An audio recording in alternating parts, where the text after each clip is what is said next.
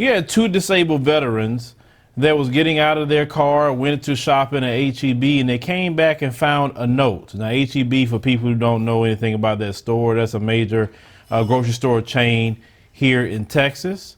And, you know, they usually have pretty good produce there. I like H-E-B for that. And, as a matter of fact, I used to work for them a long time ago when I was maybe about 18 or so, you know, and I needed a job. But let me go ahead and roll this clip.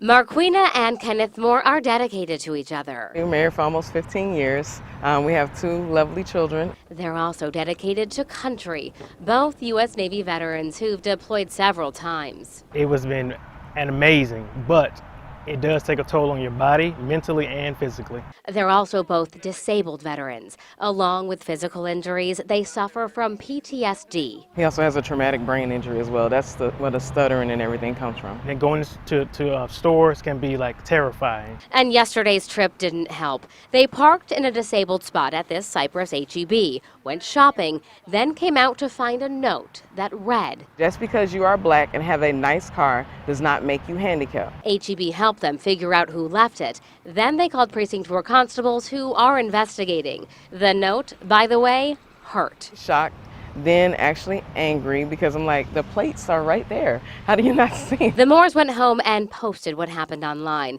explaining to others that in Texas, you don't need a handicapped placard.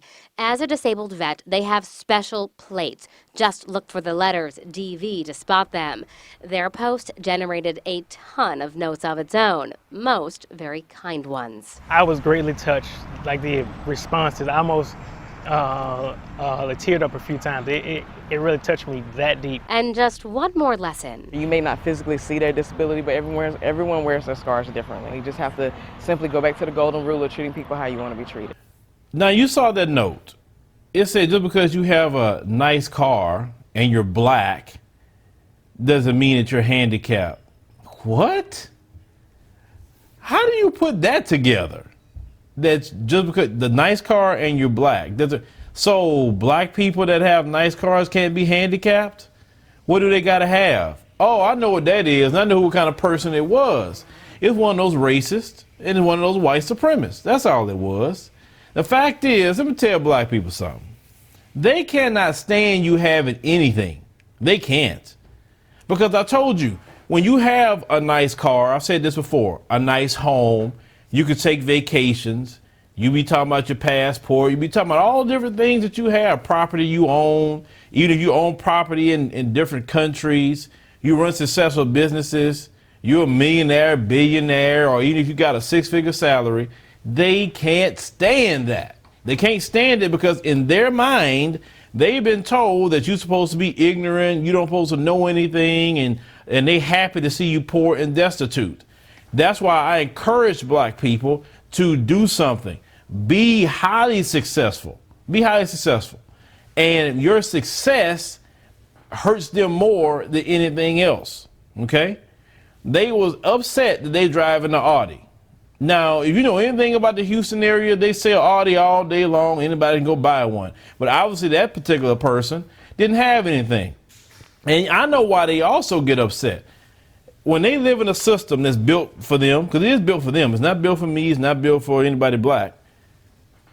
They have all the advantages in the world, they have all the privileges in the world, and they still don't make it. And a black person that has everything against them, everything is against black people, okay?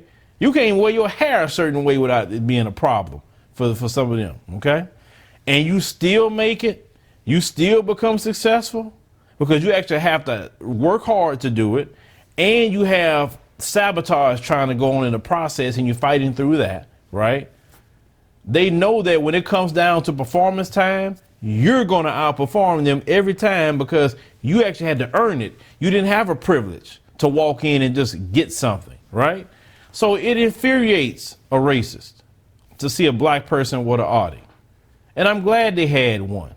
Now, what is it with these racists about that handicap parking? What is it with them? Because remember a few months ago, I covered a story where you had a brother that parked next to another driver in the handicap spot. And he was talking with another, I think, Amazon driver. I think he drove for Amazon. And this Caucasian male went across the way he was at to argue with him about a handicap spot and ended up shooting him. Do you remember that? Do you remember the other brother in Florida where they had parked in a handicap spot? White man get out the car, go argue with the black woman, and he come out the convenience store with his son, and he pushed him away, and the white man shot him in the chest and killed him. What is it with them about them handicap spots? I mean, do you look at that as a privilege for white supremacy, and that's a privilege for you? Because last time I checked, anyone that have a handicap placard should be able to park there. That's the last time I checked. But the dummy didn't realize that it says disabled veteran on there. And if they have a DV in Texas on the tag, it's disabled veteran. Because most of those racists are very uneducated, they're ignorant, and they're extremely slow, obviously. That's why I say some of them shouldn't even be owning firearms, because you shouldn't be putting firearms in people's hands that don't have a certain level of intelligence. It's dangerous to put weapons in people's hands that don't have any kind of intelligence. Trust me. The thing is, those brothers and sisters served this country. Now, they was in the military. They chose to do that. But to be treated that way from, these citizens, being racist, but that's not the first time. After World War I, a lot of brothers and sisters came back. And you remember when they talked about the Red Summer, attacking black people, lynching black people in their uniforms, black men. This is the disrespect that we always receive. That's why I'm not a big advocate of black people joining the military, so you pay reparations and stop calling us the N-word and change your policies. I just feel that way. How you gonna go over there and serve your country, and then you come back, and then you getting letters put on your car? That's great disrespect. But shout out to that brother and sister. Like I said, they have a good attitude about it. They're not too upset, because really all you can do at the end of the day is kind of laugh at that kind of person, because they sat there literally and watched them. They watched them go into that store. They knew they were black, because if they just showed up and saw the car there, they wouldn't have known anything. So they watched them going into the store, because they nosy as hell, and they always got watching black people, looking, paying attention to your conversation. You know how nosy they are, those racists. And they had to get up and go leave a note on the car. I know when they went to the car, he was eating them up watching black people have an Audi. What they doing with that? How they get that? This just ate up with jealousy for black folk. And that's what caused a lot of these race riots, and then burning down the black businesses and lynching black men who created their own businesses. That's what caused a lot of that same attitude about that Audi. But leave me a comment, let me know what you think about this particular story with this brother and sister. It was right in the Houston area. These racists are everywhere. That's why I tell people. You got to keep your head on the swivel with them. But, they watching us. They can't stand us, being in certain areas or having certain things. But forget that. Be successful, own businesses, own property. Man, do your thing. Because, we work very, very hard in this country and anywhere abroad.